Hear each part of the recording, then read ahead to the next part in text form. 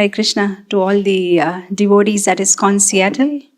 Thank you so much for inviting me to your Sangha. Please accept my humble obeisances. Vancha kalpataru bhayascha kripa sindhu bevacha patitanam pavanebhyo vaishnavebhyo namo namaha. Ananta koti Vaishnavrinda ki jai. Srila Prabhupada ki jai.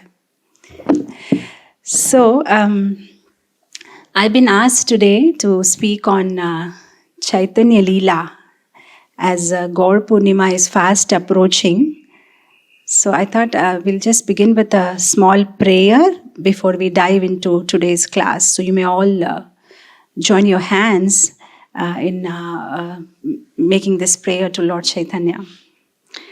Jayati Jayati Deva Krishna Chaitanya Chandro Jayati Jayati Kiti Tasya Nitya Pavitra Jayati Jayati Bhritya Tasya Vishveshvamurte Jayati Jayati Rityan Tasya Sarva Priyanam Anandalila Maya Vigrahaya Hema Bhadivya Chavisundaraya Tasmai Mahaprema Rasa Pradaya Chaitanya Chandraya Namo Namaste Chaitanya Chandraya Namo Namaste Chaitanya Chandraya Namo Namaste.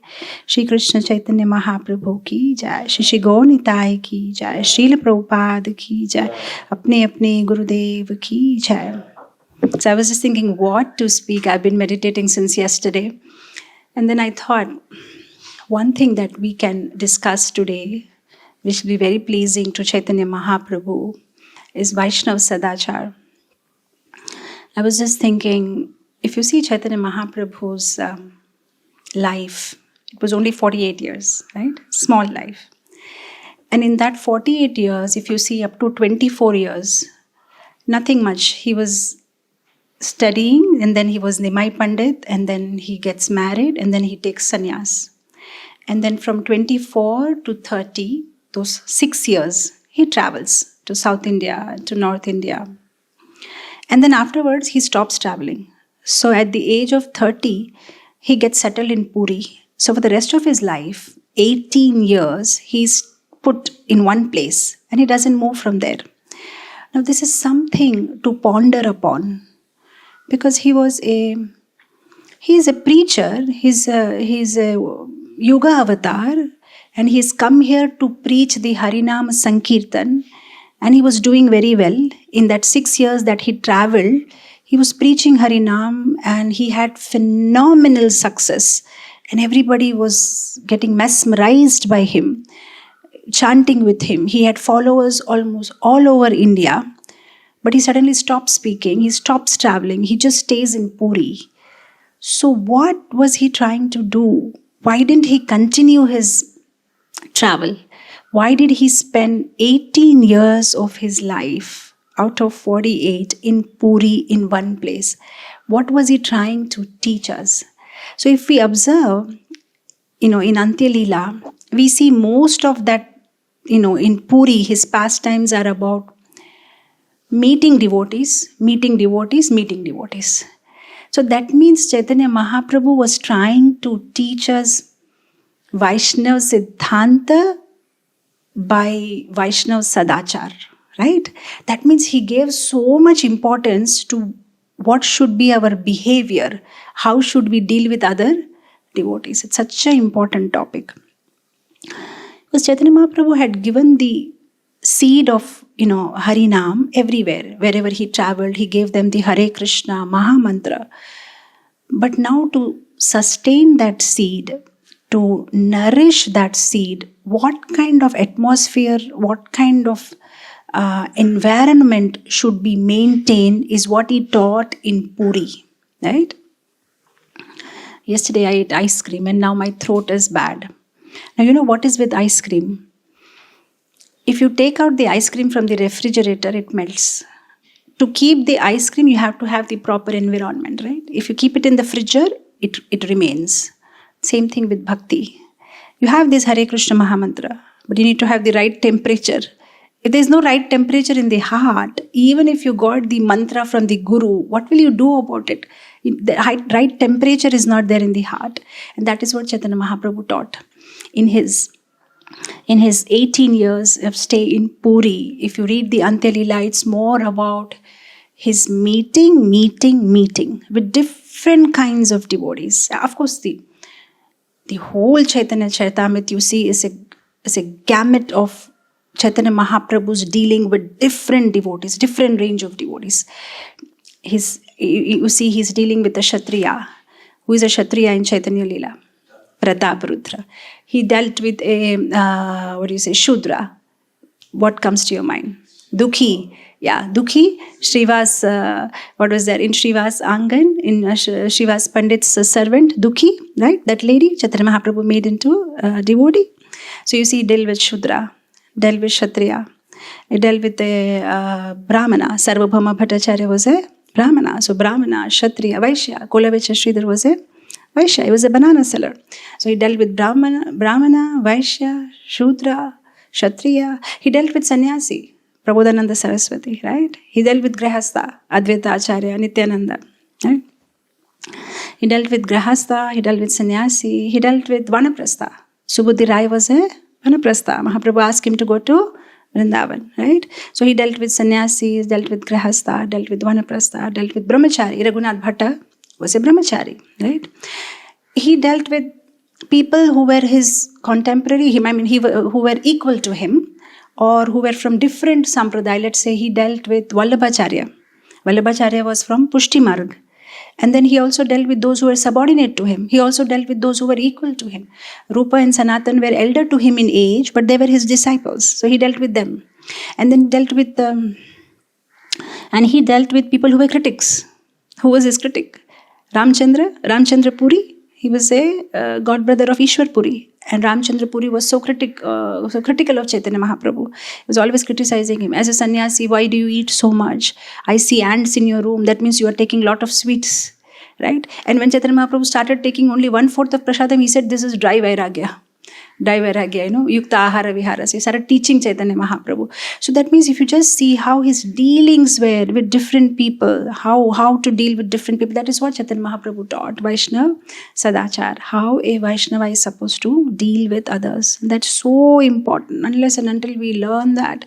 That is why you see in Upadeshamrita, in the very first few slokas, Rupa Goswami is talking about loving exchanges, what is favorable for devotional service and what is unfavorable. And he especially talks about loving exchanges, right? You see, any religious movement to flourish, or any religious movement, any leader, any person who starts a religious movement, he'll concentrate on 3 things. He'll make a big ashram, make a big temple, some kind of a formal structure, or he'll write books, or he'll name a successor. Oh, this person is my successor. That are 3 things they will do. But you see, Chaitanya Mahaprabhu, he never built a temple, never wrote books. He never named any successor. But still, Gaudiya Vaishnavism flourished, successful, and still carried forward with such fire and vigor. So, how was it successful? What made it successful? So, what Chaitanya Mahaprabhu did is, he bound the heart of his devotees with him by loving exchanges. So even after he left the world, they carried forward the mission. Right? So in Upadeshamrita, Rupa Goswami, he talks about what are these loving exchanges. So he says, offering and taking of prasadam. You offer prasadam, you take prasadam. You offer gift, you take gift. You share your mind in confidentiality and you inquire. Now somehow, by the grace of Srila Prabhupada, the first thing we do very nicely, offering and taking of prasadam, that we do 3 times in a day, giving prasadam to devotees and we take. Offering and accepting of gifts also we do on certain occasions. But revealing our mind, that we don't do. Why we don't do? Revealing our mind in confidentiality with a devotee or inquiring, why we don't do that? Because we are worried that devotee may judge us.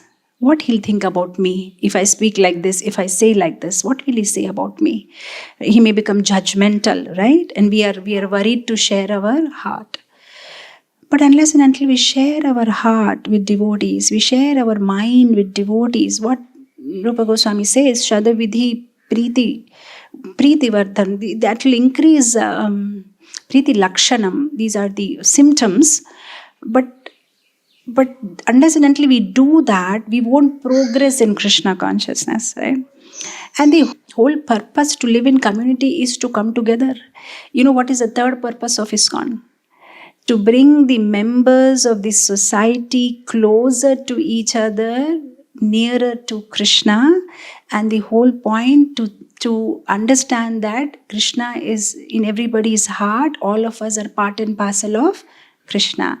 So suppose if it was not so important for all of us to come close together, why would Srila Prabhupada make sure it's put in the third mission of ISKCON? You can simply say that closer to Krishna, but he says closer to each other, right? So that means it's very important that as devotees we have loving exchanges among ourselves to grow in Krishna consciousness, because the heart needs to have the proper temperature so that we can continue doing the Harinam chanting, which is the Yuga Dharma, right? So Chaitanya Mahaprabhu, at the fag end of his life at Gambhira, gave very important instructions and revealed very important secrets of how to have that right temperature of the heart. See, Jagadananda Pandit in Prema Vivarta, he says one very beautiful thing. He says, Gaurar ami bolle cholena. Gaurar achar, gaurar vichar. Karle fal pave. Gaurar achar, gaurar vichar. He says, if you keep telling, I belong to Gaura, that's not enough. What does it mean if you just say, I belong to Gaura? Belonging to Gaura means you follow Chaitanya Mahaprabhu's achar, life and teachings, vichar, his teachings, right? So we get Chaitanya Mahaprabhu's achar, his life. We want to know about his life, his pastimes. There are 5 important books, right? Chaitanya Charitamritam by Krishnadas Kaviraj Goswami, Chaitanya Mangal by Lochan Das Thakur, Chaitanya Bhagavad by Vrindavan Das Thakur, Chaitanya Charita by Murari Gupta, and Chaitanya Chandramritam by Prabodhananda Saraswati. We get Chaitanya Mahaprabhu's achar. What about his vichar? No book is written, but he has given us this important Shiksha Ashtakam, the 8 verses where he has given his vichar, right? So today we're gonna discuss on one of the verse from this 8 verses as an offering as Gaur Purnima is fast approaching. Now, all the verses are so very important and give the sum and substance of our devotional life. But this particular verse is so very important because without this, there is no possibility to continue chanting Krishna's name, which is Yuga Dharma, which we want to do, right? See, in the first verse in Shikshashtakam, it talks about importance of chanting and what will happen if you chant, right? Cheto Darpana Marjanam. So then, in the second verse talks about how Nam Akari Bahuda Nija Sarva Shakti. The name has so much of energy. But if you see the third verse, it gives out the secret. If you want to chant Krishna's name continuously, then what should happen? Trinadapi sunichena tarorapi shahishuna amanina manadena kirtanya sadahari. If that qualities can be maintained in the heart, only then we can do kirtanya sadahari. Then only it is possible. So this is one of the most famous verse of ISKCON, right? We almost all the time everybody's talking about this. But today we will try to remove certain myths associated with this verse. What actually means by being humble? What actually means by being tolerant? Why do we have to respect other devotees and expect none? So we will try to remove the myths associated with that particular verse today. So These are basic qualities. If you see, apart from the 26 qualities of Vaishnav that Krishnadas Kaviraj Goswami mentions in the Chaitanya Charitamrita, or the 36 qualities that Lord Krishna mentions in the Bhagavad Gita chapter 12, from verse 13 onwards, or you see Kapil Muni in Canto 3 is talking to Mother Devahuti, how a devotee is Karunika, Titikshiva, Suhrida, Sarvadehina, Majatashatru, Sadhu, Sadhu Bhushana, Sadhava. So many qualities. There are so many qualities mentioned in so many places and elsewhere. But if you see the essence, there are 3 qualities that a Vaishnava is supposed to be or expected to be having. Any Vaishnava, 3 things. He should be compassionate, he should be tolerant, and he should have Ananya Bhav. Ananya Bhav, one-pointed focus or love for his Ishtadev, for Lord Shri Krishna. And if you see this, even normal materialistic karmi people also, they will expect that if you are a Vaishnava, you're having Vaishnav Tilak, then you'll be having this quality. Sometimes, you go on a yatra in the train, or sometimes, and if a devotee gets into fight with some co-passenger, the first comment they will say, "Aapko bhi gussa aata hai? Aap bhakt hai na? Why you also get angry? You're devotee na? How come devotee gets angry?" Because even people who have no knowledge of scripture also expect these 3 qualities devotees have. They're tolerant, they have compassion, and they have Ananya Bhav for the Lord. And we see these 3 qualities in Chaitanya Charitamrita, Bhagavatam and scriptures. We see so many such examples where devotees have exhibited these qualities, right? We see even Chaitanya Mahaprabhu, he was so compassionate, giving Krishna prem to everybody. And even before he exhibited Krishna prem and those symptoms of a devotee, when he was simply, there is one pastime happens where I think it is Raghunath Mishra who writes a grammar book. And then Chaitanya Mahaprabhu also writes a grammar book. So Raghunath Mishra says, "First you tell me about your book, I'll hear." And when Chaitanya Mahaprabhu reads his book, then he starts crying. And then Chaitanya Mahaprabhu is asking him, "Why are you crying?" He said, "Your book is so nice. If your book is, released, nobody's going to read my book." And Chaitanya Mahaprabhu said, "That's all." He takes his book and throws in Ganga water. He said, "Now everybody will read your book. Okay, I have thrown my book in the water." Such compassion, Chaitanya Mahaprabhu had. We see the, tolerance. Narad Muni was cursed by Daksha Prajapati. Just smiled, he never cursed back. Chitraketu Maharaj was cursed by Parvati Devi. He never cursed back. He could have. That's why Shiva scolded Parvati. Just see how the devotees of Vishnu are. You cursed him and he smiled and went back. He didn't curse you back. You see the case of Ambarish Maharaj. He was disturbed by Durvasa Muni, but he never tried to curse back. So like that we see so many pastimes where devotees exhibit such beautiful qualities of tolerance and compassion. We see the compassion of Maharaj Shibi. Have you heard Maharaj Shibi? How he protected the pigeon. It was pigeon. And just to protect the pigeon, he's ready to cut the flesh of his own body. We see the pastime of Maharaj Ranti Dev. How he was fasting for the welfare of his citizens, right? So we see such compassion, such tolerance, right? We see so many such examples we see in the scripture. In fact, Lord Shri Krishna in Srimad Bhagavatam, Canto 10, Chapter 22, when he is with his cowherd boys moving in the forest of Vrindavan, he glorifies the trees. He says, "Oh, looks like these trees are like great personalities." That means he expects great personalities to have these qualities. So he says, "See, these trees, they don't expect anything. They're always ready to give. They tolerate heat, they tolerate cold, but they give shelter to others. Oh, see, it looks like they're like great personalities." That means great personalities are supposed to have these qualities of no expectation from others and always trying to give to others. And then Krishna, so many other verses, he says, "Etava janma safalyam dehinam iha dehishu." He says, your life is successful if you have used your life for the welfare of others. By your mind, by your intelligence, by your wealth, by your body. If you serve others, your life is successful.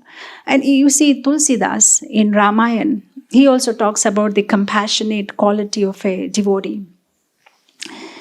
So he says, Santa Hridaya Navanita Samana कहत कवि पर कहत न जाना निज परताप द्रवई नवनीता पर दुख द्रवई संत सुपुनीता.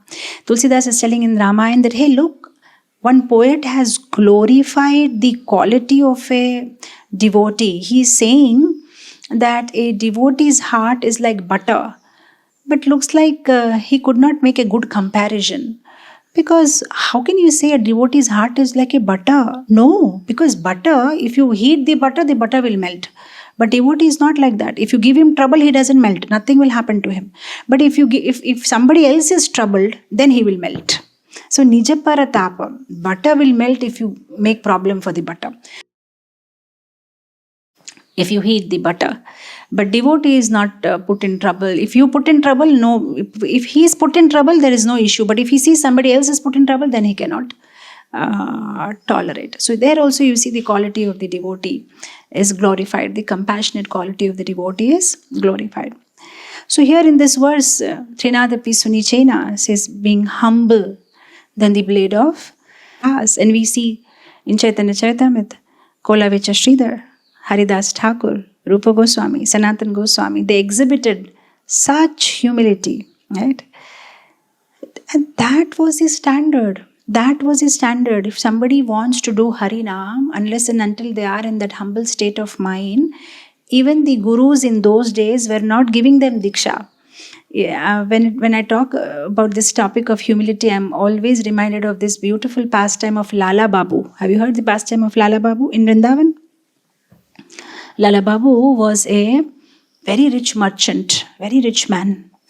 And then he decides to take up spiritual path. So he wants to take Diksha. So the Guru says, okay, first you have to become humble.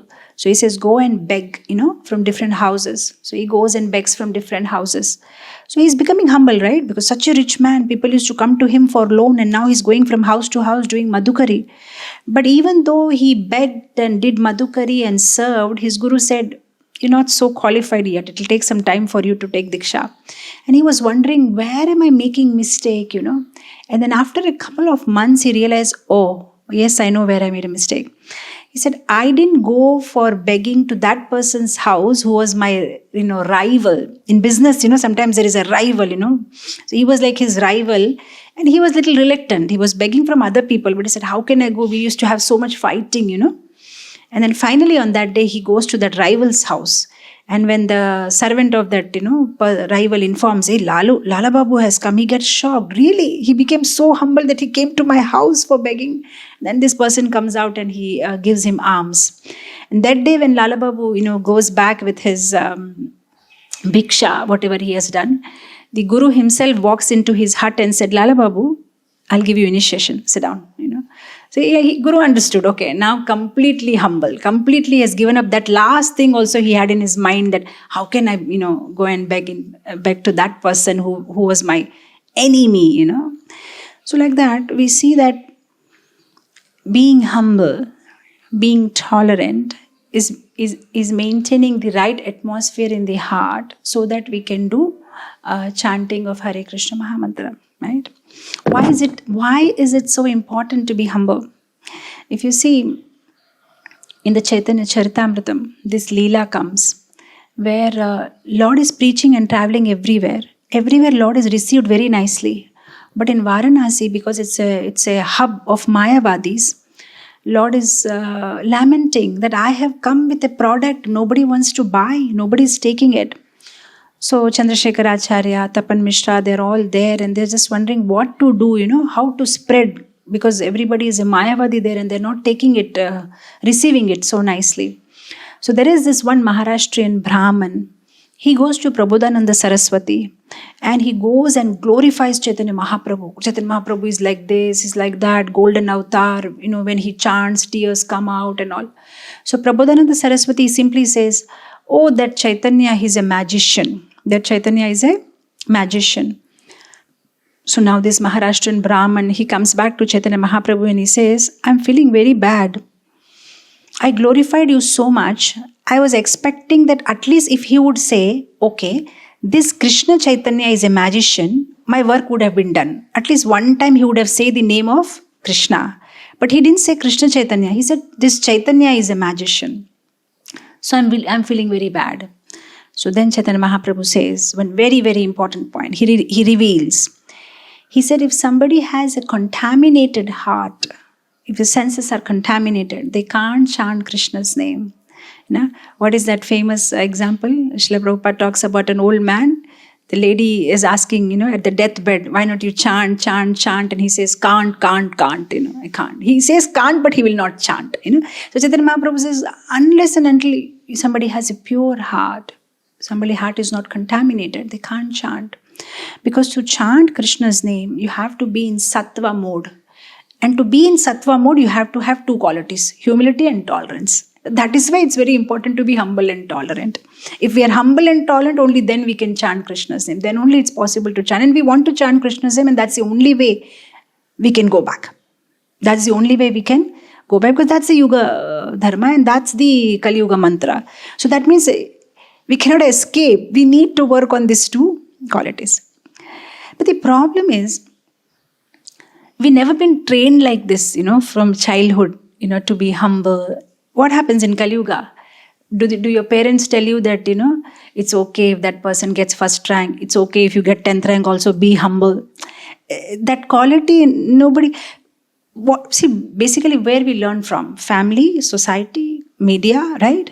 But if you see the media also, what do they show in the Bollywood movies? Up to interval, they will show that the hero is tortured. Hero's parents are tortured by the villain. And after interval, what will happen? Hero will take revenge. That's the whole story.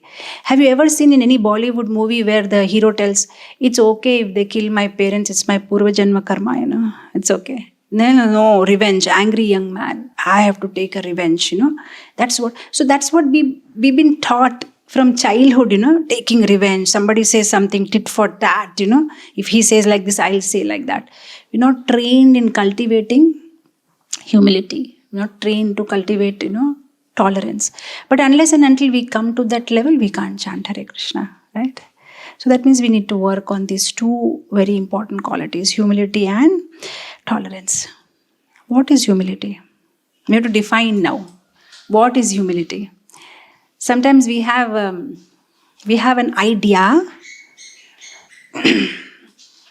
We have an idea that humility means, if I put in words, your humble servant, Prabhu, I'm just a fallen soul. Prabhu, that is humility. That's what we think. Humility means if I just put it in my words. I'm so fallen. You're a pure devotee. Oh, please have mercy on me. But actually, if that person gets to your wrong side, then all the humility is gone, because it's only lip deep. It's not heart deep. Inside, you don't have any such feeling. But basically, what humility means is not your outer. It does include your outer behavior, but there is also something that has to be there inside your heart. What basically humility means is that for you, Krishna is more important than your false ego, right? Humility means when you don't allow false ego to come in between you and your purpose. And what is our purpose? Is to serve Krishna. So humility means when you don't allow your false ego to come between you and your purpose, that is serving Krishna. When you don't allow lower purpose of life to distract you from the higher purpose of your life, and that is to serve Krishna, right? And unless and until we have humility, you see, Satatam Kirtayanto Mam, Krishna says, constant chanting. So constant chanting is possible only if we are in constant absorption of Krishna, right? Constant chanting is not some kind of a lip exercise, continuously chant. It will come only if you are constantly remembering Krishna. So how will you constantly remember Krishna if you have false ego? Your heart is so much occupied by your false ego, then there is no space for Krishna. But if you have no false ego, then there's all space for absorption of Krishna, right? So it's all connected, right? So humility means that you don't allow your ego to come between you and Krishna, to come between you and your purpose of serving Krishna, right? Sometimes devotees mistake humility with inferiority complex, They'll say, so what should I do? Being humble means all the time think low about myself, then I'll get into depression. Yeah, a couple of days ago I did get like that kind of a letter from somebody saying that in ISKCON they're always talking about Trinadapi Sunichena, so what should I do? All the time be in inferiority complex, I'm hopeless, I'm useless, am I supposed to be in that mood? Humility means that. No. There is a difference between humility and inferiority complex. Inferiority complex is false ego frustrated, and humility is false ego rejected. So I'll explain. Inferiority complex means basically you want respect. Okay, you want respect from people, but you want respect, you're craving for respect. But to have that respect, you have to have certain quality, and that quality you don't have, and that's why you're frustrated. I want respect, but that quality I don't have, that's why I'm not getting respect. So you're feeling inferior. I don't have that quality by which people will respect me. That means it is false ego frustrated. You want, but you're not getting it. Humility, in contrast, is false ego rejected. You don't want, you're not bothered, you don't care for it. So that is humility. That's the difference. Humility means that you are in absorption of Krishna, you are not in self-absorption, right? Like sometime, I don't know, I'm just paraphrasing it, I don't remember exactly this past time, but I think somebody told Prabhupada that I'm your most fallen servant, I'm your most, and Prabhupada said you're most of nothing, Why that ego? See, basically we think, if I say something like this, that means I'm humble. No, that is also ego. The whole point is if you're going on talking about yourself, whether it is negative or positive, then you're not being humble. You may talk about yourself that, I'm fallen, I'm useless, I'm good for nothing, but still what are you doing just now? You're talking about yourself. That means it's not humility. You're talking about yourself. The whole point is talk about Krishna. Don't talk about yourself, whether it is positive or negative. See, if somebody says, I'm great, I'm very smart, I'm very intelligent, you may say he's proud. And if somebody says, I'm fallen, oh, he's humble. No, he's not humble. Here also, his whole focus is on himself. The whole point is our focus should be on Krishna, not self-absorption. It should be absorption of Krishna. So these are the myths associated with humility. People think humility means humility means I should be compromising. If I'm compromising, then I'm humble. No, you should know when to compromise and where to compromise, right? Like you see, let's say you went for giving class somewhere, you're giving class and nobody's listening to your class. They're busy in WhatsApp message, somebody's sleeping, somebody's this, And then you will think, but I have to be humble. It's okay, even if they're not listening to my class. Every day I'll come and give class to them only. That will make me humble, that nobody's listening to my class and still I'm speaking. That will make me humble. No, that's not humble. You don't go there if they're not listening. Go to somewhere else. Don't waste your time, right?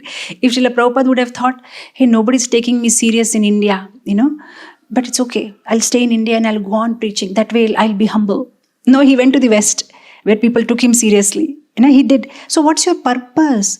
Don't lose the focus on your purpose. Oh, I have to be humble. No, being humble is not to lose focus on your purpose, right? If you lose the focus on your purpose, no, but I'm trying to be, sit down. You can sit there, it's okay. But I'm trying to be humble, then there is no use, right? So what's your purpose? You should concentrate on your purpose.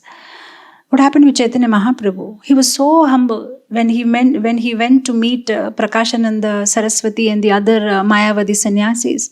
What did he do? He was sitting at the place where they wash the feet, right? He was so humble. But did he become humble and say to Prakashananda Saraswati, it's okay, whatever you say, your philosophy is correct? No, that place he was not humble. He was sitting humbly. And then Prakashananda Saraswati brought him, okay, you sit on the asan. But then he spoke. Then he spoke the philosophy, right? So being humble doesn't mean that, but what can I say? It's all right. No.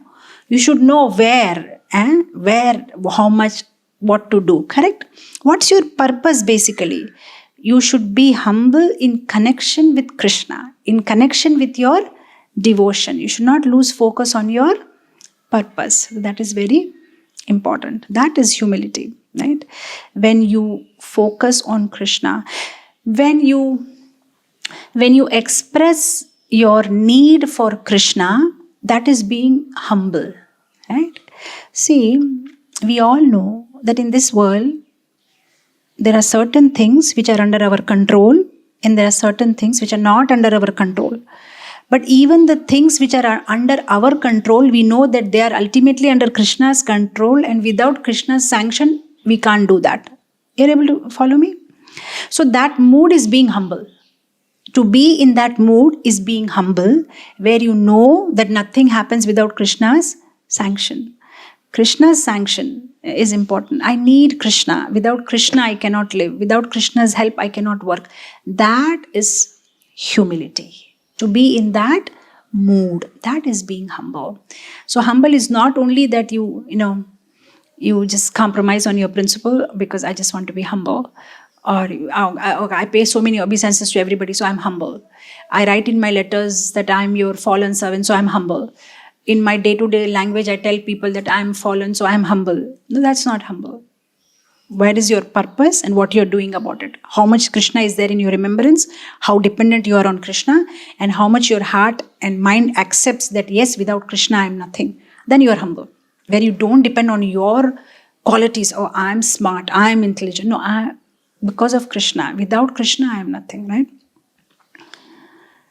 See, especially in this age of Facebook and WhatsApp and Instagram, there's so much confusion about what is humility. Sometimes devotees, they ask question. Devotees promote themselves on Facebook, So, are they humble? Or they're not humble? Because they're doing self-promotion. They're on Facebook, so many people following them. They have their photos on the Facebook. They have photos and pictures about them preaching, talking. So, are they humble or they're not humble? Are they humble or they're not humble? They're promoting themselves on the Facebook. So, are they humble or they're not humble? How to test that? Because now everybody is preaching, right? Right from our gurus to the normal devotees, everybody is on the Facebook and they're preaching Krishna consciousness and they're promoting themselves and they want more likes on their page and they're promoting their page. So, are they humble or they're not humble? No, they are humble. And how do I know that if they're humble or not? Check what's the purpose. Check what's their intention. Check what is their intention. Why are they doing that? What's the intention behind that? It's only about themselves, or do they have a mission? Or do they have a vision? Or do they have a message that they want to get it to people? So how do I know personally, I don't know if this devotee is humble or nothing. When you interact with that person, normally, apart from their Facebook and all, how drunken are they with their fame is what you have to check. Are they always talking about themselves? In their normal conversation also, they'll go and mention, how many followers I have on Facebook? Are they talking all the time like that? How many people follow me? You know what? Then then you know what's their purpose. What's their purpose. But are they down to earth when you meet them personally? Do they care for devotees? Are there sweet personalities? Then you know that all promotion that they are doing is only for Krishna's service. But because when you see them normally, you don't see any symptom of them trying to get recognition or trying to get respect. That means they have some purpose in what they are doing. So these are the ways. That's why I said, today we will remove the myths associated with being humble. Being humble. So that we have to check. What is their intention? What is their intention deep inside the heart? Right? So, humility. Srila Prabhupada says in one of the purports in 13.8, he said, humility means not to be eager to have the satisfaction of being respected by others. If you are craving for it, respect, I want respect, that is not being humble. You understand? That craving is there to get respect from others. Then you're not being humble. So this is something to do with humility. Now what is tolerance? What is tolerance? Tolerance means accept reality. Tolerance means you accept reality. You don't fight with reality. You know this is what life is, and you accept the reality. For example, let's say I'm going for a house program, and I don't have the GPS map, and I just take a wrong turn. Now I'll get angry and I'll start, resentment. Why did I take this wrong turn? Now the program will be delayed and now the devotees will be waiting, but what will happen? This, that. Now I'm getting so much angry, so much resentment I have. What happened? I'm just using all my energy in getting angry. Instead, if I accept it, yes, I took a wrong turn. Now what should I do? Okay, let me think what I can do, where I can. Okay, then what will happen? It will become easy, correct?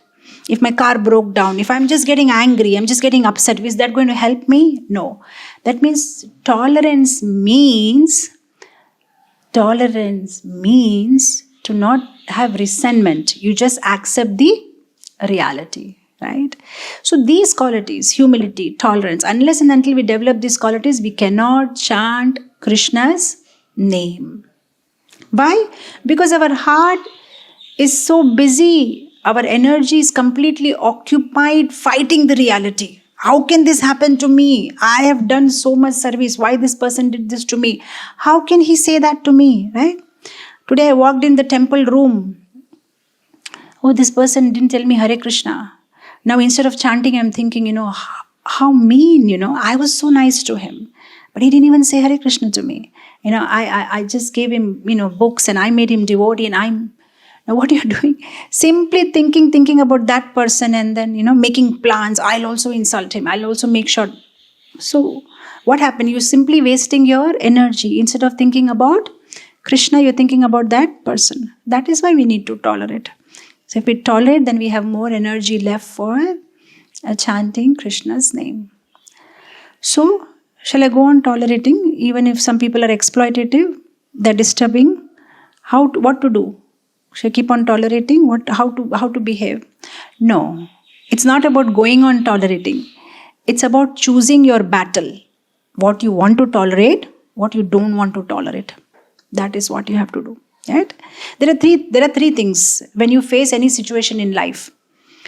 Either you tolerate the situation, or you change the situation, or you walk away from the situation.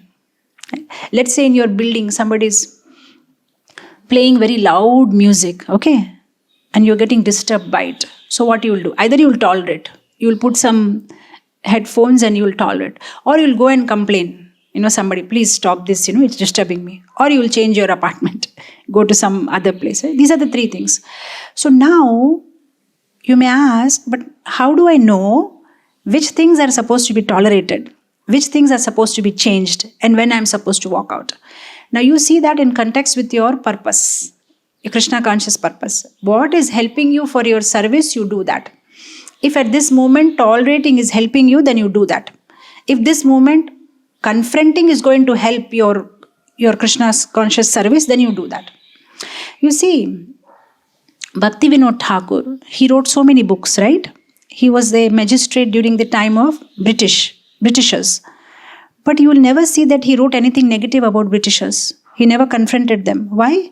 Because he thought at this moment, no point of fighting with the Britishers. Better to take advantage of my position in the British government and preach Krishna consciousness. So he took advantage. So he tolerated, right? It's not that he's very happy about India being ruled by the Britishers. So if he was not tolerant and he also would have joined some freedom movement, today we would not have all these books and bhajans. But he tolerated because he saw what's a higher purpose, right? Chaitanya Mahaprabhu also tolerated. Haridas Thakur was a pure devotee, but he was not allowed to enter Jagannath temple for darshan. Chaitanya Mahaprabhu never went and fought with the Jagannath temple administration. How can you do that? How can you not allow the pure devotee to come and have darshan? Tolerated. Why? Because he thought, I have to stay here in Puri. No use of fighting with the Jagannath temple administration. I have so many things to do. So tolerance means you choose your battle. what you want to fight, what you don't want to fight. That it is what means by tolerate. Because otherwise you lose your higher purpose. See, imagine you're going for a very important interview, you are driving the car and somebody overtakes you and now you got all upset. So now you will start cursing and shouting and, hey, what he thinks himself is blind, he can't see this. Now in that bad mood, you reach your office and you have an important meeting and you mess up everything, right? Now what happened? Just for that small thing, you disturb the whole big thing. So tolerance means to keep small things small. To keep small things small. Because the mind has a habit to make small things big. Even if it's small things, some devotee didn't wish you Hare Krishna. The mind will disturb you. Hare, how can that be? Hare, it's just a new devotee. I made him member, I made him, and see, and he's not even respecting me. What he thinks is, it's a small thing. But mind has a habit to exaggerate. It will make it, but how can you tolerate Prabhu? Mataji told me, don't tolerate. No, how can you tolerate? Better no. So that is the thing. Tolerate basically means to keep small things small and not allow small things to become big, because mind has that habit.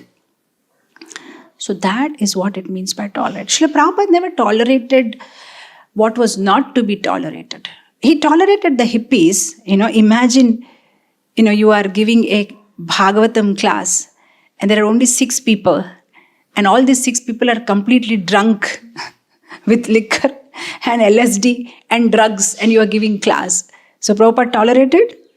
He tolerated. In his diary, in the early days in New York, he writes, today 6 devotees have attended my class. Krishna consciousness is spreading like wildfire in the West. But these 6 people are drunk completely. But he's tolerating. But when it came to Mr. N, fighting for the Bombay land, he was not tolerant. This is called him. He was not tolerant. I'm sorry, I have to mute my. When it came to Mr. N, in Bombay, who troubled Srila Prabhupada for the land, Juhu land, Srila Prabhupada was not tolerant. He didn't say, Trinadapi Suniche Nataru, you can take the land, it's okay. He fought, But of course, finally when Mr. N died, and Mrs. N also fought for some time, and after that she surrendered to Prabhupada, then Prabhupada didn't hold it against her. He immediately said, that's all right. Okay, you're like my daughter. I'll take care of you. Immediately forgive. But he fought it, right? So that is a definition of tolerance. The whole point is we should not lose focus on our purpose. What is our purpose? Whether being humble or being tolerant, our focus is to render devotional service to Krishna. So we have to choose our action. We have to choose our battle. Tolerance also means to tolerate our inner impulses, right? Sometimes, you may get angry on some situation, or sometimes we are disturbed by lust, right? Lust, anger, greed, all these anarthas. So tolerance also means to tolerate those impulses. Tolerance also means to tolerate the external stimuli, right? Sometimes we are put in such a situation where things are not very favorable for Krishna consciousness, but we still tolerate, right?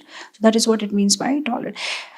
Krishna says in the Bhagavad Gita 2.14, Matra Sparshastu Kaunteya, how should we tolerate? Just like there is winter, there is summer, right? Sometimes it is hot, sometimes it is cold. So do you tolerate those climate changes? You tolerate. Why do you tolerate? What is the mood? 2 things. It's unavoidable. Even if I make a fuss, winter is there, summer is there, it's unavoidable. Second thing in our mind, it's temporary. It's not going to be always hot. After summer there will be winter, and after winter there will be summer. So these 2 things helps us to tolerate. When we understand that it is unavoidable, and then when we understand that it is temporary, right? So Krishna tells Arjuna, Matra Sparshastu Kaunteya, Tam Titikshava Bharata. Just tolerate, just like you tolerate the climatic conditions externally, you You tolerate what Arjuna had to tolerate? The feeling, right? He didn't want to kill his relatives, but Krishna said, you control. So as devotees, we have to tolerate Adhyatmik, Adidevik, Adibhautik, right? So many miseries, right? But we have to tolerate. Because if we don't tolerate, then we can't be Krishna conscious, because our energy will be completely occupied with that, right? So now, a question may come in our mind, why should we tolerate? Why should we tolerate? What way it will help me if I tolerate? I've listed down total 10 different points. Why should we tolerate? Because I thought this is one thing very important, Sometimes we are ready to tolerate, but sometimes we think, no, why should I tolerate? I don't want to tolerate, right? But when we feel that, we should just refer to these points. So first thing, why should we tolerate? Because we want to go back to Krishna. That's a simple reason. Why should you tolerate? Because I want to go back to Krishna. No, but why shouldn't he tolerate? He's behaving with me like that. Maybe he doesn't want to go back to Krishna. Do you want to go back to Krishna? Then you tolerate. Because I want to go back to Krishna. I'm serious to go back to Krishna, so I will tolerate. Okay, second reason, why do you tolerate? Do you tolerate because you cooked it? You cooked your karma. Did I cook it for you? It's your karma. Today, whatever you are facing is my karma, my fault. That's a very nice book. I'm forgetting the name of the author. My Karma, My Fault. I had read it long time back. That's the mantra. Did I cook that karma for you? I haven't. You have cooked your own karma, so you tolerate, right? So this is one thing you should think in your mind. My karma, my fault. Okay. Third thing, when somebody is, too bad with you, and it's like becoming intolerable, then you know what you do? You think in your mind, when people are, people are drunk, people are drunk. They speak whatever they want to speak. Do you take a drunkard person seriously? Even legally also they're not taken seriously. He's drunkard. What he's speaking, he doesn't know, leave it. They just leave him, right? Similarly, when we are not able to tolerate, other person, we should think, okay, he's possessed. He's possessed by ghost. He's possessed, What he's speaking, he doesn't know. So forgive him. Then it becomes a little easy, right?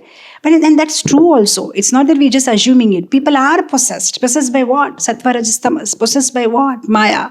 Right? Possessed by what? False ego. Right? So when they talk, they're possessed by that. So you just forgive. Okay, it's possessed by that. So what are the three things I said? You tolerate because you cooked it. You tolerate because you are serious to go back to Krishna. You tolerate and you think, okay, they're just possessed. What's the point for my reaction? You tolerate because there are others who are tolerating you. There are others who are tolerating you. You may not be that great. People, they're tolerating you. So when you tolerate somebody, you just remember somebody's tolerating me. I'm tolerating them, right? Like that. So like that, if you just think about all these points, The other way which makes things easy to tolerate is that Yo mam pashyati sarvatra mahi pashyati. What a devotee does, he sees Krishna in everything, and he sees everything in Krishna, everywhere Krishna, right? That's all. So that way, then it becomes easy to tolerate. Whatever happens in my life, that's Krishna's arrangement for me. This is Krishna's hand. Hey, that devotee spoke so badly with me. Krishna made him do that for my purification. It's Krishna's hand is behind everything. If you are in that mood, right, that Krishna is my well-wisher. I like that a story by Bhakti Tirtha Swami Maharaj. He told about a person who was in a shipwreck. His ship got wrecked, and then he was alone in an island, and somehow he built a hut, and every day he used to go inside the forest, take some fruits and roots. He was so sad and suffering, but his mind got conditioned. Now this is my life, And one day he was just eating some fruits, inside the forest. And he saw from far that the small hut that he built with so much difficulty got burnt, by fire. Sometime in forest, suddenly fire will happen. Now he lost it. He said, Krishna, I tolerated so much, You put me in this kind of situation. I'm still tolerating, and now the only hut that I have, that also you burnt. You are so unfair with me. And while he's complaining, what he sees, to his surprise, a helicopter comes there, And he's like, how come they came? He said, no, we just saw the hut which is, having fire, and our ship was passing, so we saw it from far. That's why we sent a help for you. We understood that somebody is there stuck in this island. Then he thought, I was unnecessarily cursing Krishna, but Krishna helped me. So devotee, he tolerates because he knows Krishna is my friend. Krishna is my well-wisher. Well-wisher. He has a plan for me. If he has made this arrangement in my life, he has a reason behind it. So that way devotee tolerates. Okay, what's the other thing? Why do we tolerate? We tolerate for our own benefit actually. Because if we garner the feeling of revenge, tit for tat, it actually burns us. You were bad to me. I want to be bad to you. What I'll do? Let's say I want to take a revenge. So I take a burning coal in my hand so that I can throw the coal on you. Now if I throw a burning coal on you, will you be hurt or not? Will you be hurt or not? Yes. But who will be hurt first? I'll be hurt because I'm carrying the burning coal in my hand. So what happened? When you try to avenge it, you get burnt first, right? When you garner that feeling, inside your heart. That means if you are tolerating, it's actually you're helping yourself by forgetting and forgiving. So that is why you tolerate. What's the other reason? Why do you tolerate? Because you want to settle your accounts in this lifetime. You don't want it to be carried forward. You must have done something and that person is behaving like this with you. Tolerate it, finish it up. Because if it's carried forward, then it gets carried with interest. Right? Finish it up in this lifetime. Whatever anybody expecting from you, finish it up. Otherwise, it will be simply carried to the next life. So these are the reasons that you tolerate. And then, of course, you also tolerate with the thinking in the mind that this is temporary. You don't make permanent decisions based on temporary emotions. You know that this is temporary. You know that this is passing phase. And you tolerate. Because you want to stay in the devotees community. You want to stay in ISKCON. You want to stay in this community because otherwise you are in more trouble. Outside there is more trouble. If you're not inside the devotee community, if you don't tolerate each other and somehow stay, outside there is more trouble. Now I remember when I was newly married and I went to Mayapur with my husband. And my husband told me, okay, I'll take you to buy some new saris, in Bengal, in Navadvip, they have lots of nice Bengali cotton saris. So he said, I'll take you across the boat and then we go and buy some saris.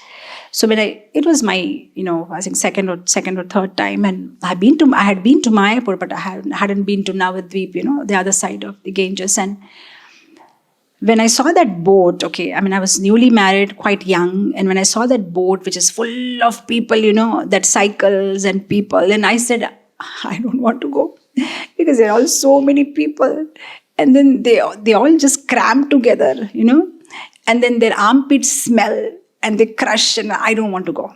And Prabhu was like, come on. I said, no, I don't want to go better. Then he said, your wish. This is the only boat going. If you're not going, then you don't get your, shopping, whatever you want to do. So then he said, all right, I understand that it's quite, dirty and, the whole place is crammed. But okay, he said, okay, let me clean this place. So you sit in your, clean your place and sit here. Because the whole point is you just have to go across. And I was just thinking that's such a beautiful point.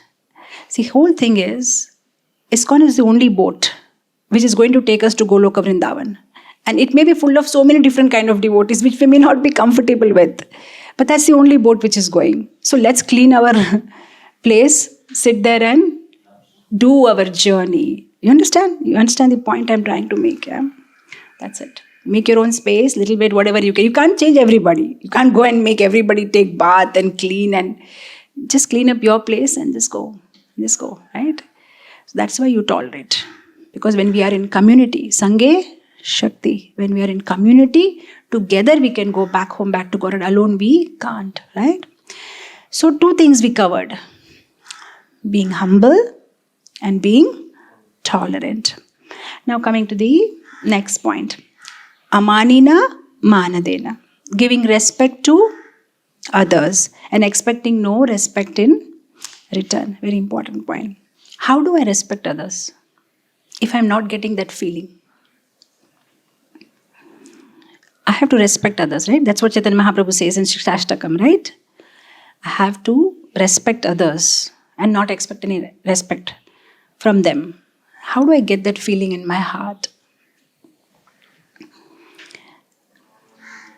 Have you been to Vrindavan? How many of you have been to Vrindavan? Raise your hands. Okay. When you went to Vrindavan, did you visit the Radha Govind temple? You visited the Radha Madan Mohan temple? Okay. When you went to Radha Govind temple, of course you went with me. Did I tell you that the Radha Govind deities are no more here? They have been transferred to where? Jaipur. Okay. I told you Radha Madan Mohan deities are not there. They are in Karoli. Okay. Did you pay obeisances there in that temple? Now my question to you, when I'm telling you that the deities are not here anymore, why are you still paying obeisances? Okay. If I take you to a place, okay, some temple, maybe desecrated by Muslims, no deities anymore, broken, dirty, unclean, will you pay obeisances? Just one answer, yes or no. You'll pay yes or no. If I tell you that the deities were here, will you pay obeisances? You'll not pay obeisances. You will pay. Why? Why you will pay obeisances? Because you will say, Mataji, it's okay, even if it's dirty, even if it's unclean. But who were there before here? Deities were there before here. So it is a worshipable place for us. That means if deities are there somewhere, if Lord is there somewhere, it is worshipable. Now Lord is not there at present, but He was there in that temple, right? He's not there anymore. But you still pay obeisances. But you know what? In the heart of the devotees, the Lord is there just now, right now. He's there in everybody's heart. So can you now pay obeisances to all the devotees? Yeah. Because the Lord is there in their heart. So when you are paying obeisances to somebody, you should be in that consciousness. You should be in that consciousness that Lord is there in His heart just now. Lord was there somewhere also, we pay obeisances. Oh, Lord was here, See, especially you go to Ekachakra, so many small temples, no huge, but for us it's so special. Oh, Nitai's umbilical cord was here, it was here, this was here, that was here, Sometimes when we take life members, for the tour, devotees, they understand. They get amazed, what is there special in this, under this tree? Nothing is there. They brought us so many hours from Mayapur driving here, they complain. Of course, they don't share, but inside their mind, they are thinking, for they want to see some huge temple, then they're happy. But for devotees, it's so special. Under this tree, recently I went to Katwa. And it was such a special feeling. Oh, under this tree, Chaitanya Mahaprabhu's hair was cut. He took sannyas. Oh, under this tree, we gave this mantra. Oh, this is what happened. Oh, this is what happened. So happy we feel, right? Even if Lord was there just for a few minutes or few, hours, that place becomes so special. Now imagine the hearts of devotees. Lord is there all the time, 24 hours inside your heart and inside her heart and inside His heart. Then why do I find it difficult to pay obeisances to you? Lord is there in your heart. So with that mindset, Lord is there in everybody. Then we can give respect to everybody. Then it will become easy, right? Otherwise, we'll think, okay, we have to pay obeisances, all right. But he's not that great devotee, he's not pure devotee. He's like this, he's like that. Okay.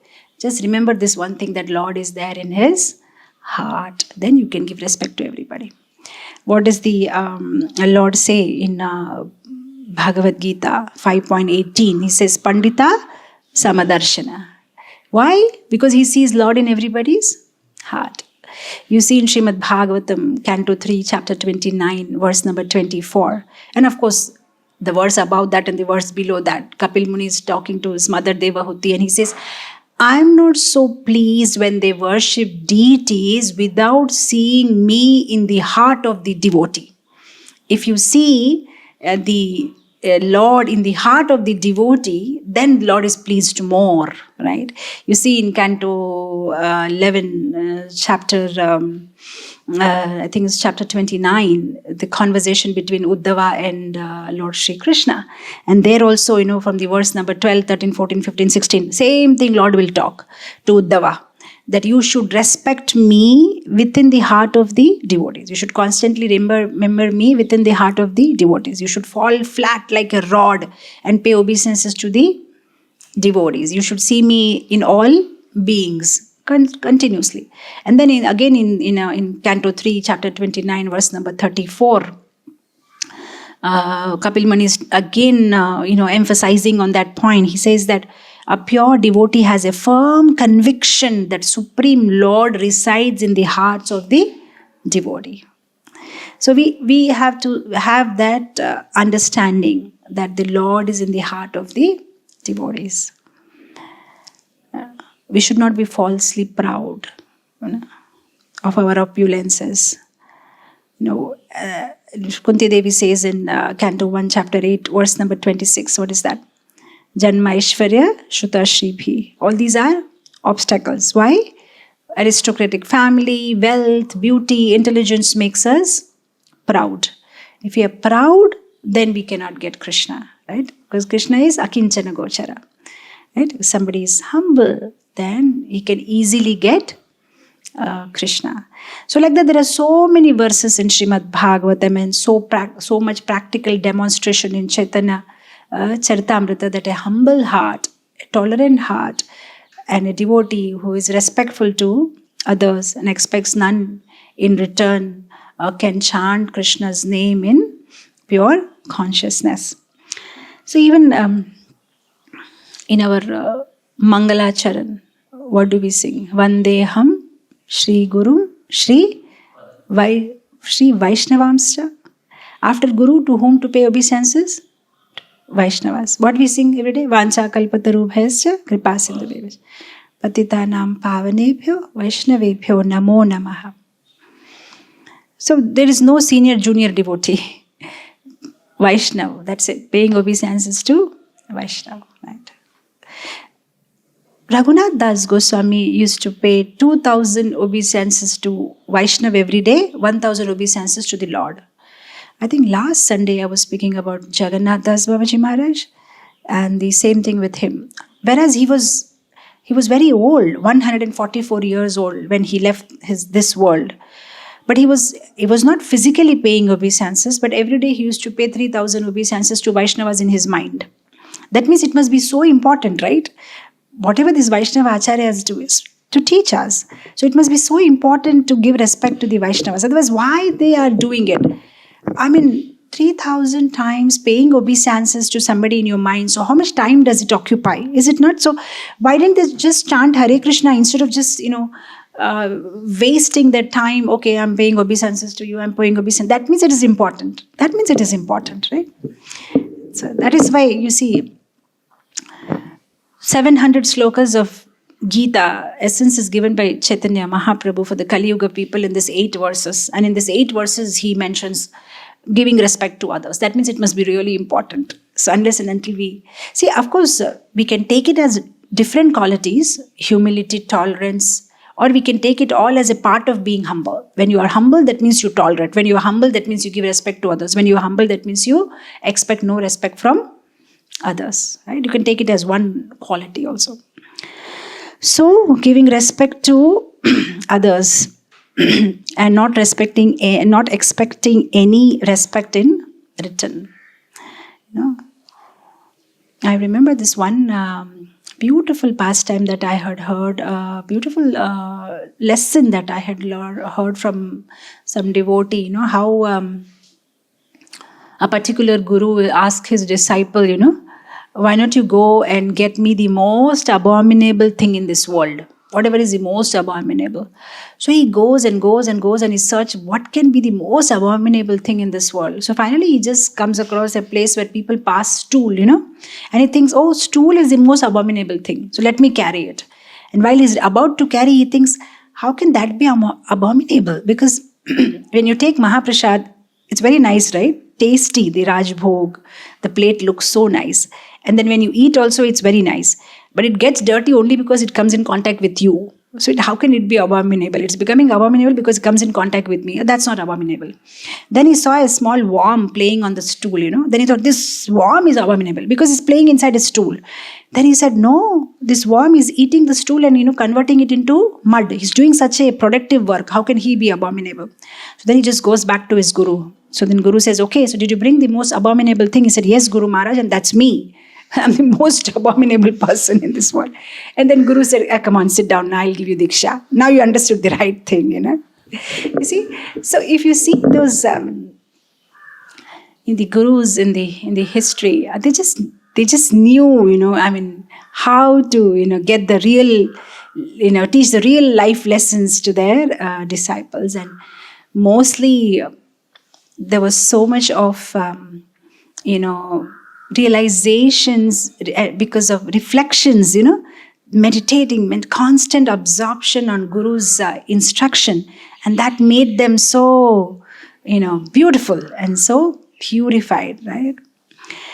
So these are the 4 things where respecting others and not expecting any respect in return. But whenever this quality discussion comes, some devotees will say, but it's okay. I'm ready to respect the Vaishnava, but that person is like this, but that person is like that.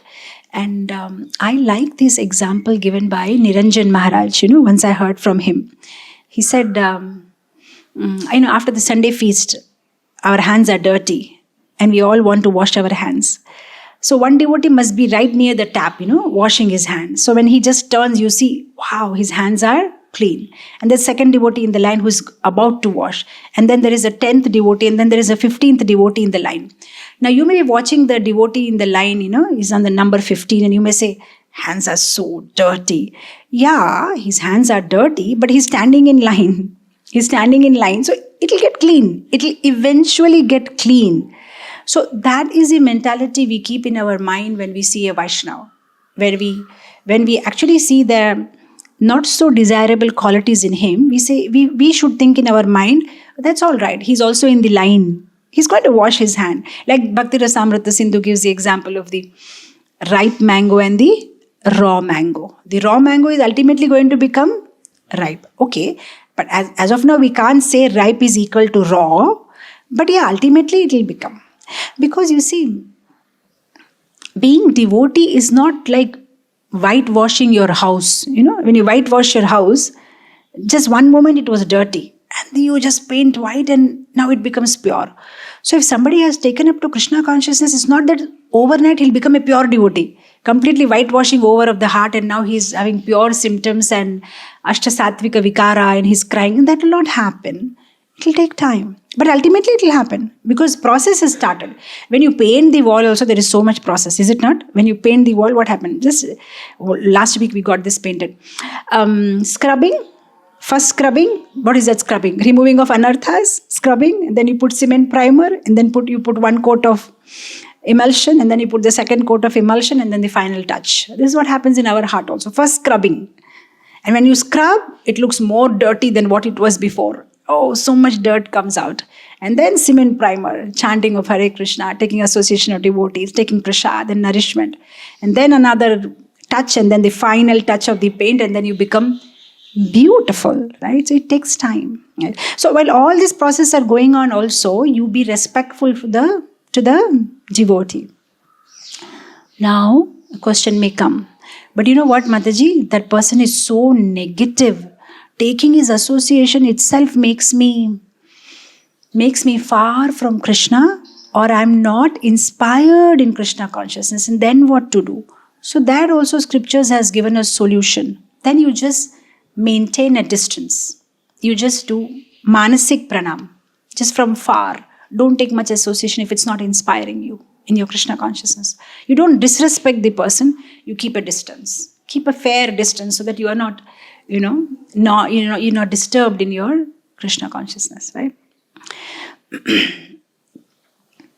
I'm reminded of one very beautiful bhajan. It is in Gujarati language.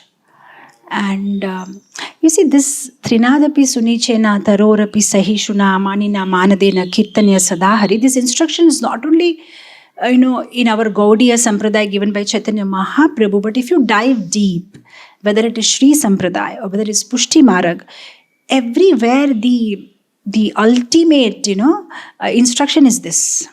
So I, being a Gujarati, whole my life, I was very inspired by the bhajans of Narsi Mehta. Just like, you have Annamaya, you have Purandar Das, you have Kanakadas, you have so many different devotees, sing beautiful bhajans. You have Tukaram bhajans.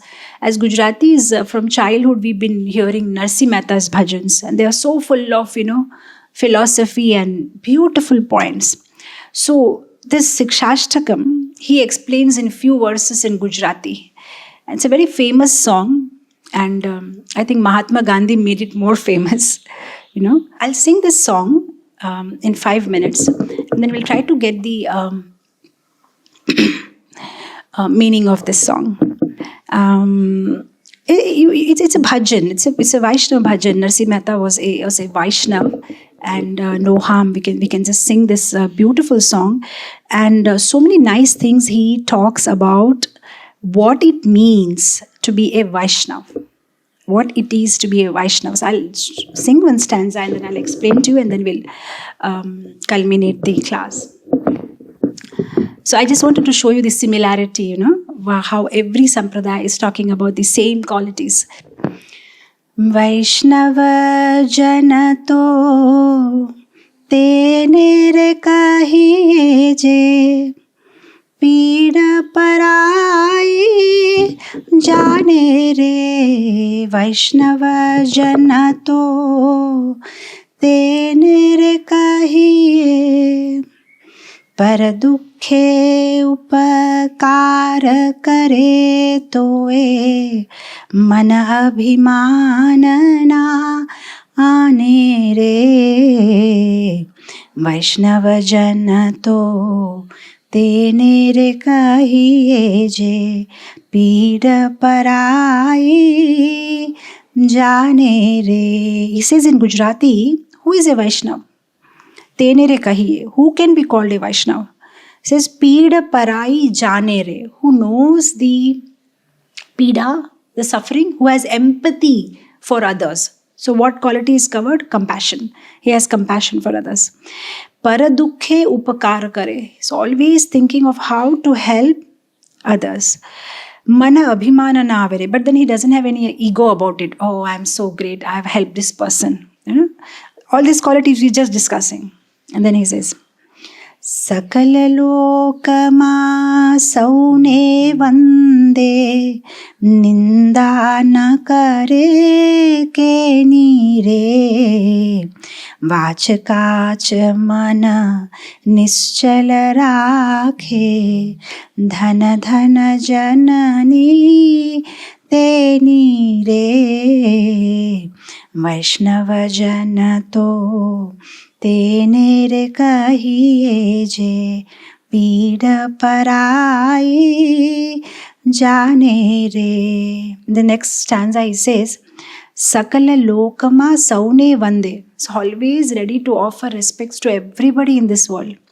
Ninda na kare para keni re. Doesn't criticize anybody, doesn't make any offenses towards anybody. Vach kach man nischal rakhe. In his behavior, in his talking, in his mind, in his words, by his deeds.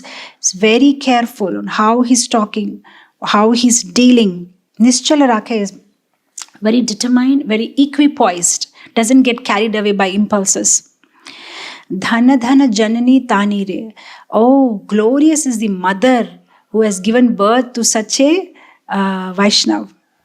And then says, समदृष्टि ने तृष्णा त्यागी परस्त्री जेने मातरे जिह्वा थकिया सत्य न बोले परधन नव जल हाथ रे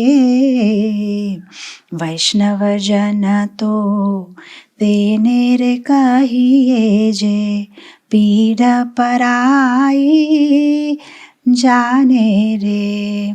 समदृष्टि ने तृष्णा त्यागी. equipoised, thinking of everybody equally, samadrishti, pandita sama darshana. Trishna Tyagi, no desires except Krishna conscious desire. Parastri Jene Matare, always thinking about others as mother. Sees any woman, he's thinking as mother. Jivva Thaki Asatya na bole, never speaks a lie from his, with his tongue. Paradhana, thinks about others' property as dust. You have sloka in Gita.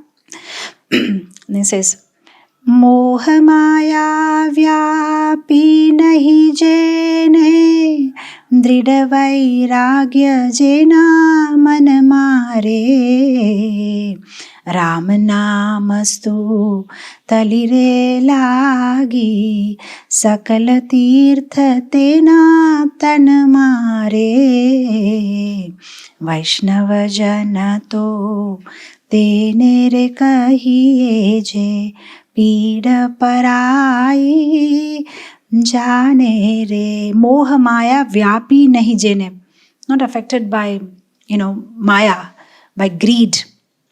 Dhrida vairagya is completely detached, but attached to what? Ramanama, completely attached to Ramanama.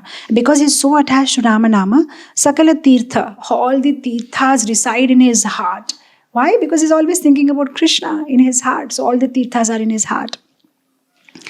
वनलोभी ने कपट रहित छे काम क्रोध निवार्या रे भने नरसैयो तेनु दर्शन करता कुल एको तेर तार्या रे वैष्णव जन तो तेने रे कहिए जे पीड़ पराई जाने रे लोभी, he's not lobhi, he's not greedy, na kapata, he's not cunning, he doesn't have kama krodha, that means all the anarthas are covered, kama krodha moha mada matsare, he's not drugged by his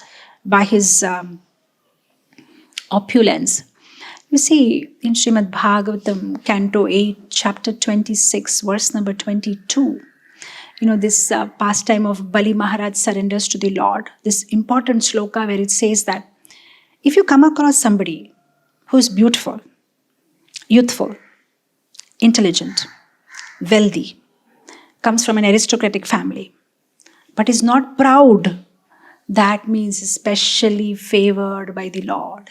Especially favored. That person is specially favored by the Lord because it's so common to be proud of your opulences. But if they're still not proud, that means a Vaishnava is favored by the Lord. So here you see, Kama Krodha Nivarya Re.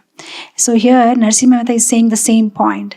He said, if you come across some Vaishnava like this, please go and pay obeisances. Why? In the next line he says, Kula eko tara tarya re. He's not saying go and associate. He's not saying anything. He said, if you just take a darshan of that kind of a devotee who has all the opulences but is not proud, then you know why you should pay obeisances? He says, simply by seeing that devotee, kula ekotar. Ekotar in Gujarati means 71. So he says 71 generations of yours will be liberated if you do that. Now, he says a pure devotee, and he's talking like this. And I thought that was such a sweet, amazing point, That's of course, in our Vaishnava bhajans also same point is retaliated, right? What is it? Gangara parasa hoile paschata pavan tum darshane pavitra karo tomara. What happens? Go to Ganga and take bath, you get purified. But you see a devotee, you don't have to go to Ganga, you simply get purified. By sitting, you'll get purified, just looking at the devotee. Same thing is mentioned. Kule. Ekotara Taryare. It's beautiful, very nice bhajan, right? So many beautiful qualities about Vaishnava. Now, important question. So many qualities are mentioned. But Mataji, I'm not finding like that Vaishnava who has all the qualities.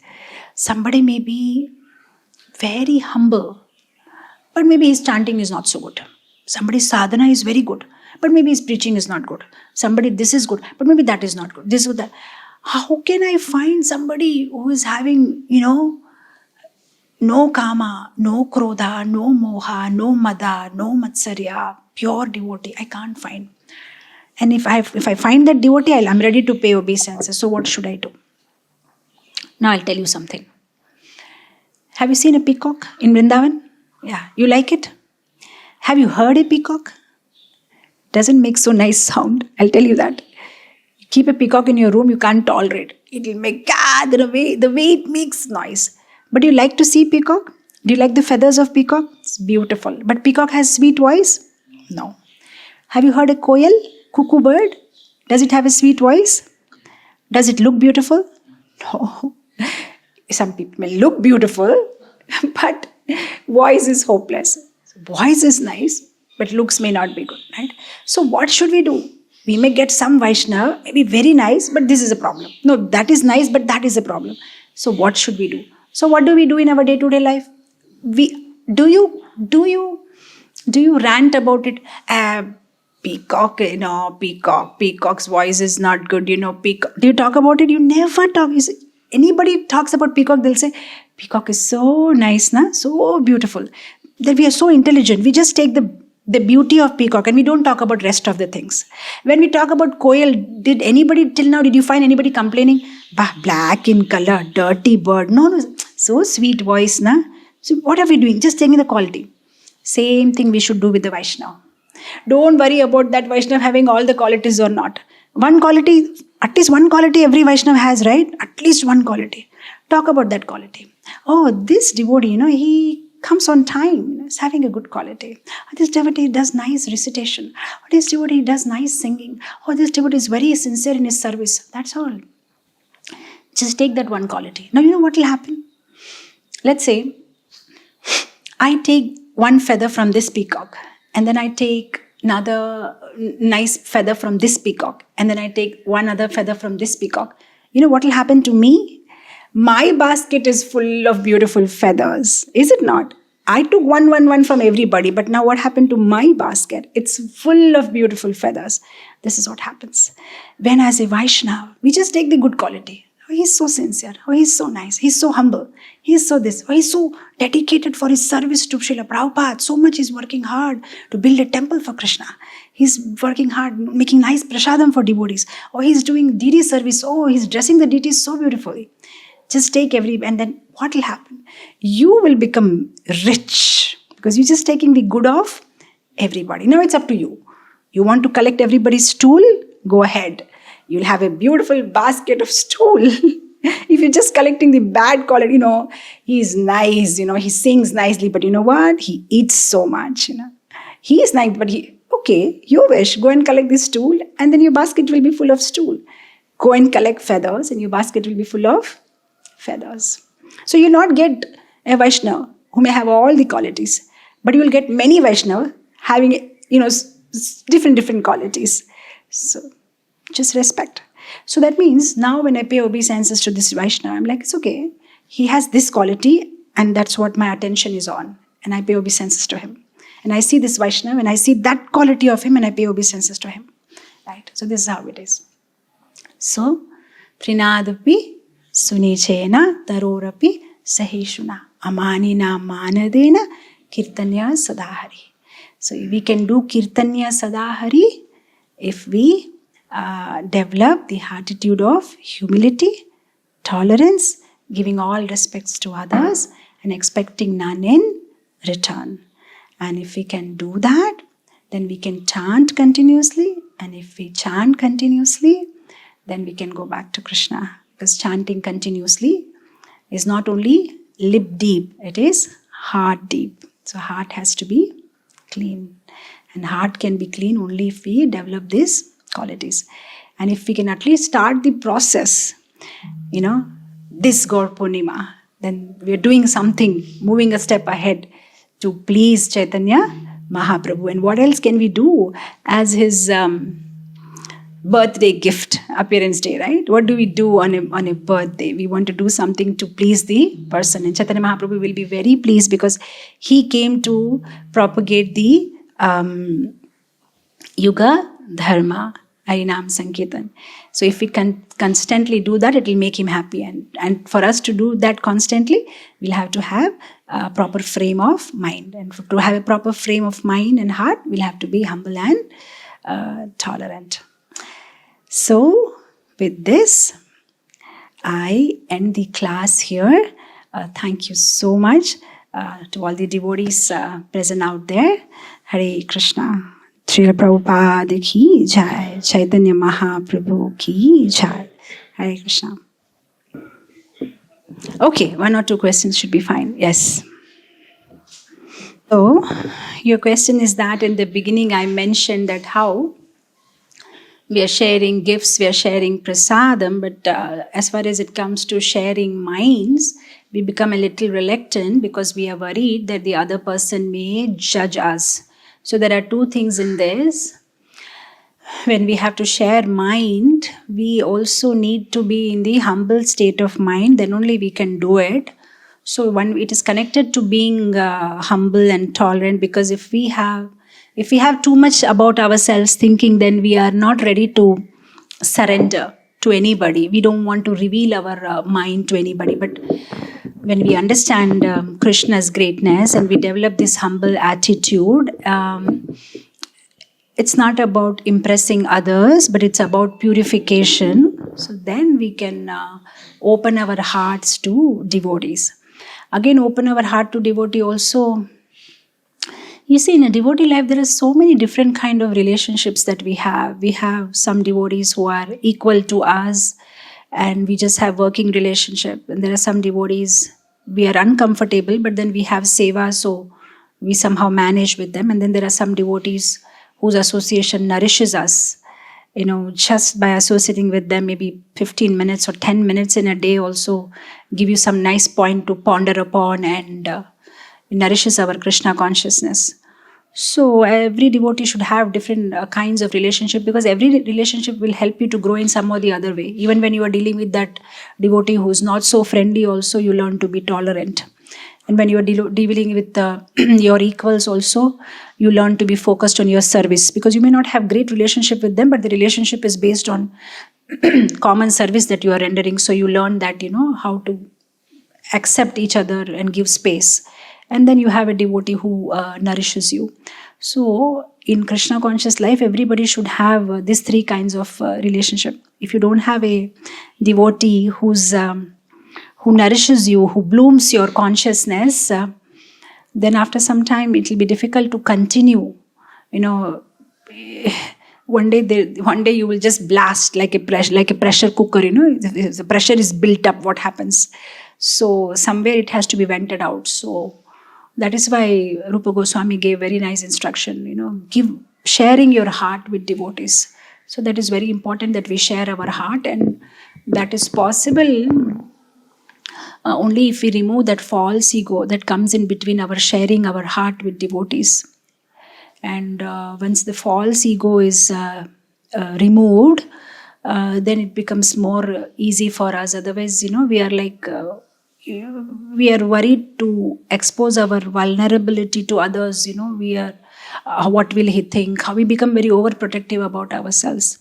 The second portion of it is other devotees sharing with you, their heart. And for that also we need to have quality of being non-judgmental. It's very important, because we usually become so judgmental about everybody. Somebody in small things in life also, we are so quick in making conclusions. Somebody is late and we'll immediately tag him. He's not punctual. He's unpunctual, but maybe he got an accident, maybe there's some issue, maybe there's something. We never give benefit of doubt. And because of that, sometimes devotees are reluctant to share their heart with us. So this is 2 ways. We remove our false ego and share our heart with others. And we also become non-judgmental, and so that devotees can come and share their heart with us. Otherwise, how can we help them in their Krishna consciousness? If we are too much, judgmental, then they will raise their guards against us, and they will not share their heart with us. So we have to be so careful. We also have to develop the right thinking, right frame of mind, and we are so eager to put people in different frames, very quickly we put them into different frames, and we don't understand their point of view, how they are seeing things, and we make conclusion. So all this is so interrelated. We have to work on our temperature of our heart. If we can make it conducive for us to share and for others to share with us. Usually we are all dealing in different currencies. That is the problem, You understand what is mean by different currency? This camera is here. And if you want to sell it to me, and if I tell you, I can pay you 5,000. Now immediately you will think, that's not fair. I purchased it for 2.5 lakh rupees, but Mataji is saying that she wants to give 5,000. But you mistook me. I meant $5,000. I didn't mean lakh in rupees. So for me, it is like, I'm offering him $5,000. I don't think it's worth that much. But you are calculating in rupees. We are dealing in different currencies. You understand? This is what is happening in our day-to-day life, in our relationships also. We are dealing in different currency. Your frame of mind, your context is different. What I am speaking from my side, my context is different. So that all hinders sharing of mind between devotees.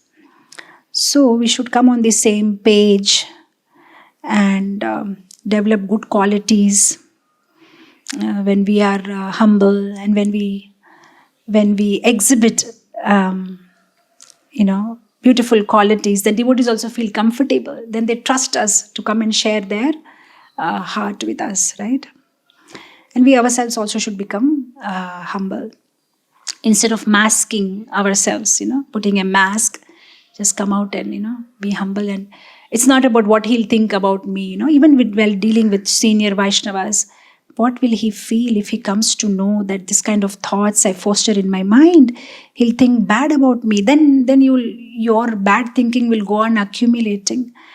At least somebody in this world should know what you really are inside, right?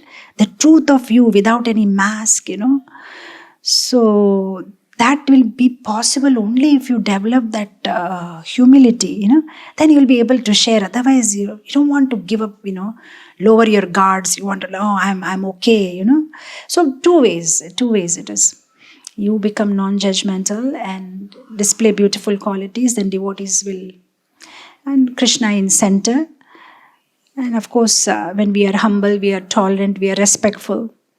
And if we are chanting and if we are absorption of Krishna, then everything falls in place. That's what is coming in my mind right now. It's a topic in itself.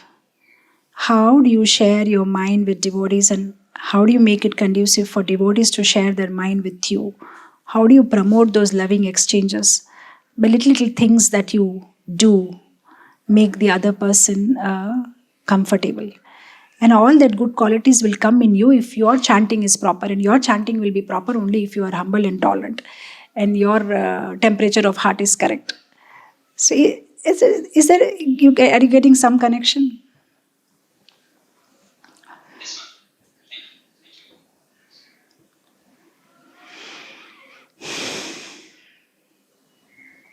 सब कृष्णा कृष्णा कृष्णा लगे, सब कृष्णा कृष्णा कृष्णा